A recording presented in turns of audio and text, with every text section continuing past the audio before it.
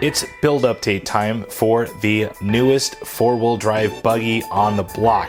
How did it build? Stay tuned to find out.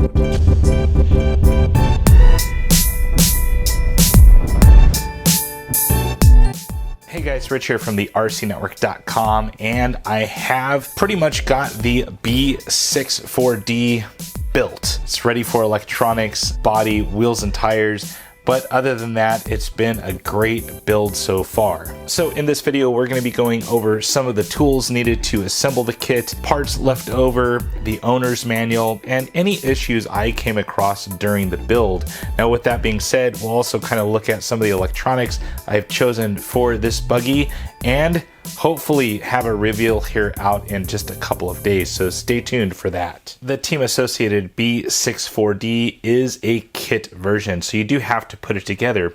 You'll need some tools, and these are the ones that I used for the build. You'll need a 1.5 and 2.0 millimeter hex wrench, a 5.5 and 7.0 nut driver, a good set of needle nose pliers, a good sharp hobby knife, and finally a turnbuckle wrench to get your turnbuckles turned. Supplement tools that definitely help with the build but aren't generally required, a good set of shock shaft pliers, some good calipers to measure out different distances for turnbuckles and shocks, and a couple of arm reamers. 3.0 and 3.5 is what I used, although I found the arms on this build to be very precise. Fluids provided in the kit are 37.5 for the front shocks, 30.0 for the rear shocks, 100,000 for the center differential, and 10,000 for both front and rear.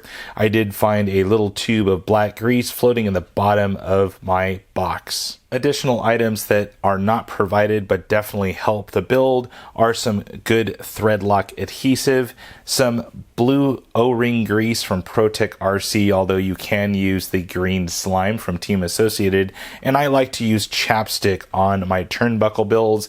It doesn't break down the plastic in the long term. Parts left over from the build is actually quite a bit, especially for a four-wheel drive buggy.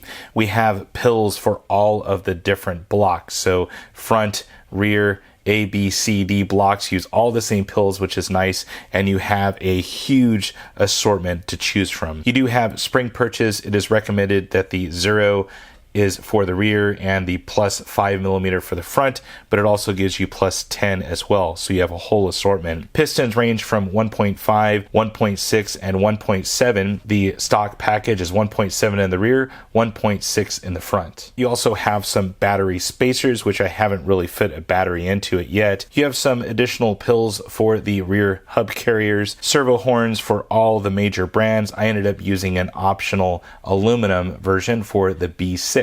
Servo spacers. You do have long and short eyelets for the shocks. It's recommended long for the front, short for the rear. And then finally, you do get the optional short rear chassis brace. I installed the long one. It pictured that for the stock setup, so I used it. A quick tour through the owner's manual shows off a couple of highlights that I made for the build. Now, as far as the differentials, I noticed that there was, for both front and rear, there were 18 shims. That's a lot of shims. The center diff did not have 8 of those, so it still had about a good 10 shims in the center diff. So quite a few shims for that build. As we look through here, you do get the aluminum center diff cap, which is pretty nice. Now this was an option part on the B44.3. Not sure if they're similar or related, but they are throwing that in as a stock item now for the B64. Down the line here, I noticed that the shock towers were 4 millimeter thick, both front and rear. A lot of times manufacturers will put like 3 millimeter in the rear or do some kind of strange math and get like a 3.5 in the front and 3 in the rear. One thing I noticed on the bulkheads were the screws were super tight going in, both front and rear. The plastic seemed to be very hard, especially going into the bulkheads, and I noticed here it did say to add a drop of black grease to the screws going from the bottom side into the bulkheads. When assembling the front A-arms, I noticed that the front A-arms and the spacer made it just a little bit tight. I ended up using just some sandpaper and went ahead and sanded down the front A-arms just slightly, that amount of material, to get them to fit perfect to where they dropped with no binding at all. My kit did have a supplement item actually inserted into the owner's manual. This was for different specifications on the turnbuckle lengths. So they're giving a little bit different lengths here on the turnbuckles, and I went ahead and used this as my initial setup. The sway bars are a totally different design that I have seen. They're using all new parts here, and I just wrote nice in here. Very nice to put together, although I found that putting these ball studs into the cups, I backed them out about a good turn or so, just so that I wouldn't be hitting the drive shaft at all during any of the travel. Notice that snugging it all the way down to what they recommended was just a little bit too much. The shock build was pretty basic, being the V2s, and we've had them for quite some time now. It does call for 2 spacers on the front shock shaft. Don't miss that. I did initially, because this is on one page and the rest of the shock build is on this page. So kind of missed that, had to go back and unfill a shock to get it on there. Team Associated was kind enough to give measurements for the actual preload of the springs just to get you a stock setup, which is pretty nice. 8.25 for the fronts, 6.0 for the rears. The last thing that I noted in the owner's manual was also this nice little feature here, not so much in the owner's manual, but on the actual rig. They definitely specify so you can lift up this front dog bone to remove the center differential quite easily. I think it's a great design, and I definitely like it. So how did the build go? It actually went pretty well. Now, I did mention the couple of things that kind of threw me for a loop originally. Of course, the front A-arms. I did have to just take a little bit of the plastic off right here on the inner hinge pin. It was just a little bit too tight with the included spacer that goes in there. So just by using some sandpaper, I just literally sanded off that much material off of each side of each A-arm, and it was all good to go.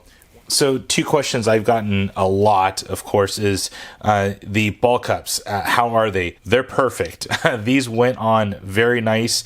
They're super perfect. I mean, there's no way to describe it. They're not loose. They're not tight. The arms drop with no suspension on them. So a great fit overall. I think Team Associated really nailed it on this particular one. Now, the other question are the front A-arms. Yes, they are fully redesigned. They are not the old A-arms. They seem to be a little bit better material to where they're not going to crack down that one diagonal line that the B44 arms always did. As far as the center differential, it's pretty cool the way you can remove it. Pretty much 4 screws and you can remove the center diff. Now, it does give you this kind of little shark fin right here, and this allows the front dog bone to just raise up enough to remove the differential. Same thing with the rear. You do have this little cut through right here on the rear chassis brace, and it will just ride up to where you can remove it and do whatever you need to do with your center differential. Now, normally for the build update, I don't like to have any electronics installed, but as I was installing or assembling the B64D, the assembly of the servo, particularly the mount and the brace, there's quite a few screws you have to turn to be able to put the servo back in. Didn't want to have to repeat all those steps. I mean, literally you got 4 screws, 5, 6, 7, 8, 9, 10, 11, 12, 13 screws you have to remove to be able to put that servo back in.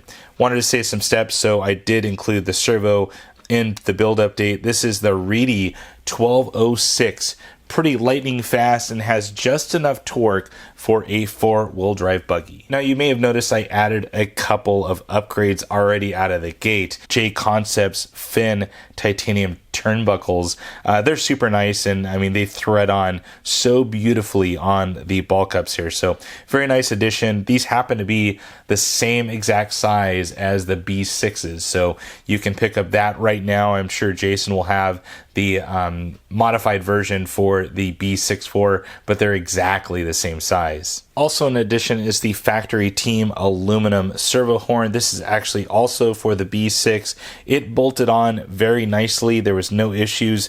25-2 spline that goes straight up to that Reedy servo, and the ball cup clears it with no problem. I have full throw to the one side without hitting anything. The ball cup is very close though, so keep that in mind if you do plan to install it. Lastly, some Avid wing buttons. It just looks cool. I had them here at the shop, and the included plastic ones deleted those, dropped in these nice cool blue accents on the rig. Well guys, that is it. That is my build update for the Team Associated B64D. I am so happy I'm not building a B44.4. I can't tell you. I'm so happy that we have metric hardware on this thing. Another great thing that Team Associated did for this one, I can almost completely phase out my SEE wrenches and just have the metric ones now in my pit bag. So very nice as well, but I am so happy this thing is here. It already looks like it's going to be a great, durable, reliable, and predictable four-wheel drive buggy. Well guys, that is it for now. Hopefully you guys enjoyed this video. I should have the reveal out here in just a couple of days. Got to paint a body, install electronics, edit some video, but check out my blog over at the RCNetwork.com. I gave you kind of a day in the life of my first 24 hours with this buggy. It was super fun and exhausting. Well guys, that is it for now. Comments, questions on down below, and as always, thumbs up and subscribe. That's it for now guys, over and out.